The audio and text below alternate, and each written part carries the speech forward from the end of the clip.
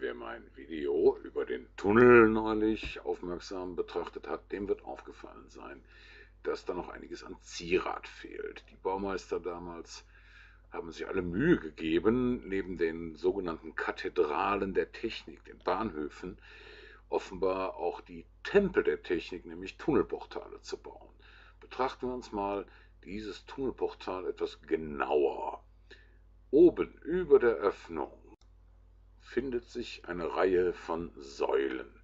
Die dienen nicht nur der Verzierung, sondern geben dem ganzen Bauwerk auch noch reichlich Gewicht, damit das Ganze schön schwer auf dem Boden lastet und dem Erdreich dahinter umso mehr Widerstand bietet. Die Säulen tragen den sogenannten Architrav, man kann auch Querriegel sagen, darauf haben wir das Gesims, und die ganz verspielten Baumeister haben sich natürlich mit der Jahreszahl noch verewigt. In diesem Falle wurden in das Gesims die Zahlen für 1910 eingemeißelt. Jetzt schauen wir mal, ob wir das mit unseren Hausmitteln genauso schön vergammelt hinkriegen, wie wir es hier am Hoffnungstaler Tunnel sehen können. So, was brauchen wir dazu? Ich skizziere mir das mal gerade. Erstmal müssten wir eine Art Grundplatte haben. Auf der sollen dann die Säulen stehen. Die werden immer dicke. Darauf kommt unser Architrav und oben noch das Gesims mit der Jahreszahl.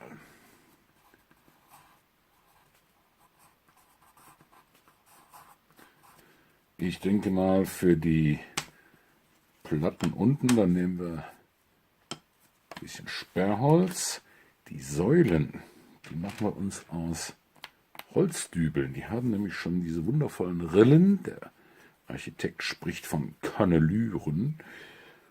Und das Gesims, da greifen wir wieder mal auf unser beliebtes Styrodur zurück. So, wenn ich jetzt 8 Säulen nehme auf diese Länge, habe ich mir schon ausgeknobelt, dass ich hier an beiden Enden 1,75 Zentimeter überlasse. Ich markiere mir jetzt erstmal hier eine halbwegs parallele Linie. So, jetzt muss ich hier 7 Abstände, und das macht nach Adam Riese immer genau 15 Millimeter, die ich hier in den Messschieber nehme. Und dann kommen wir genau hinten wieder aus. Damit es auch genau passt, nehmen wir 2 Brettchen, heften uns die mit 2 Nägelchen kurzerhand aneinander zum Bohren. So, ab zur Bohrmaschine. So, da sind die gebohrten Teile. Man muss dann aufpassen, auf der Rückseite gibt es ja schon mal so Ausbrüche beim Durchbohren. Das kommt dann auch wieder nach unten. Ich denke, die Seite sieht am besten aus. Die nehmen wir für ganz oben. Jetzt müssen wir nur noch die Säulen einsetzen. Das Ganze soll ja eher niedrig stummelig sein. Also tue ich mir mal hier so 2 5 mm Sperrholzrestchen dazwischen. Höher sollen die gar nicht werden. So. Aber ein bisschen Leim dran geben. Auch hier.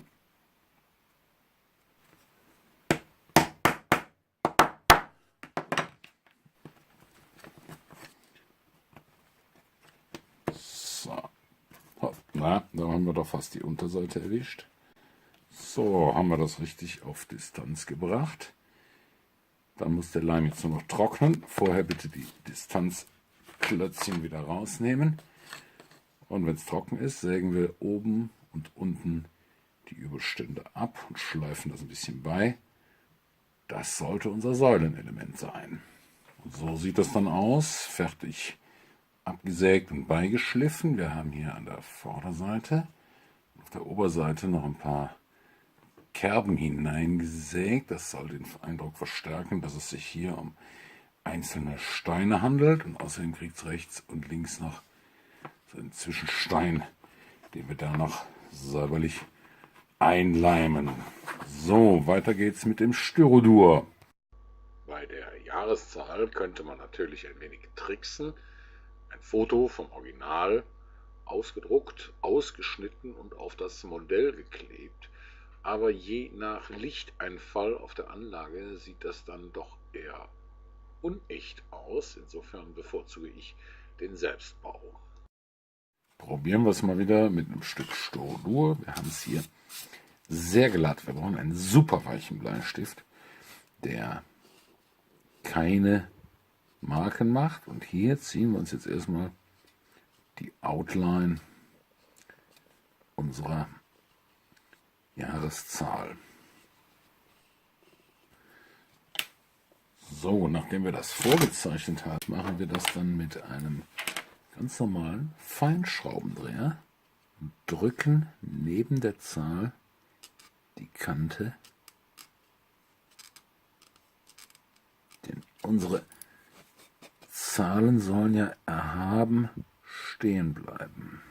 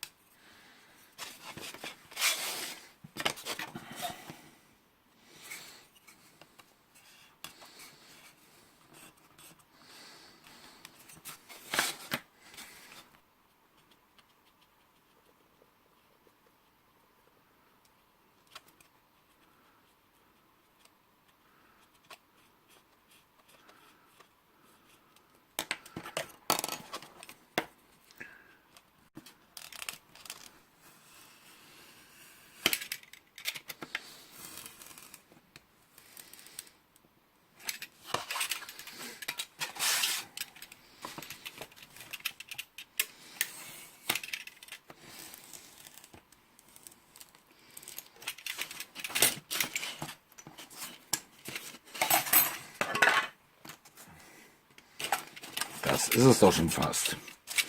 Vielleicht die Ecken noch ein bisschen abrunden.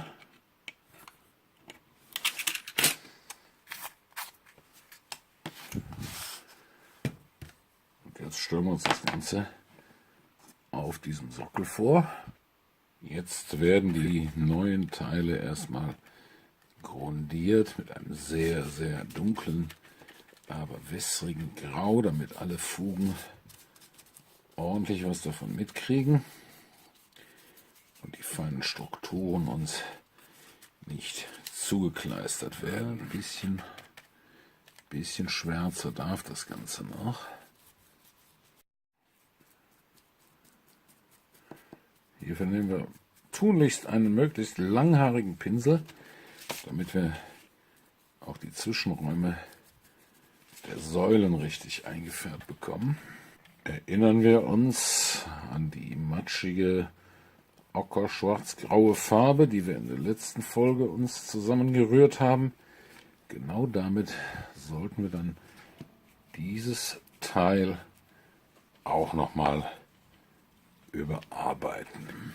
Jetzt das Ganze schön trocknen lassen. Jetzt rühren wir uns noch mal ein bisschen von diesem schwarzbraunen Ockermatsch an. So, und davon nicht zu viel auf den Pinsel. Und wieder nur ganz leicht mit dem fast farbleeren Pinsel über die Kanten wischen. Von dem Untergrund schwarz darf ruhig noch einiges stehen bleiben. Die Oberflächen der Zahlen. Damit kommen die wunderbar heraus.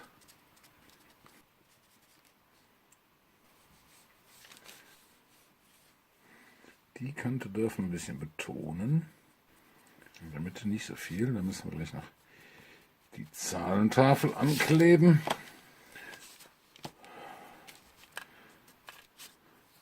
Aber so einen ungefähren Eindruck haben wir doch schon davon. Und jetzt nochmal mit reinem Weiß, aber nur an den äußersten, an den Ecken ein bisschen. Fast keine Farbe auf dem Pinsel. Das reicht schon.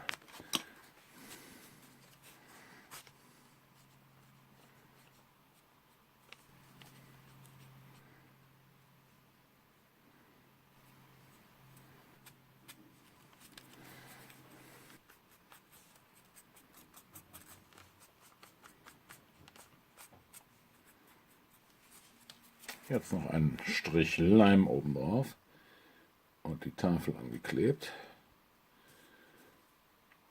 Und jetzt setzen wir das Ganze nur noch auf das Portal. Das schaffe ich aber heute nicht mehr.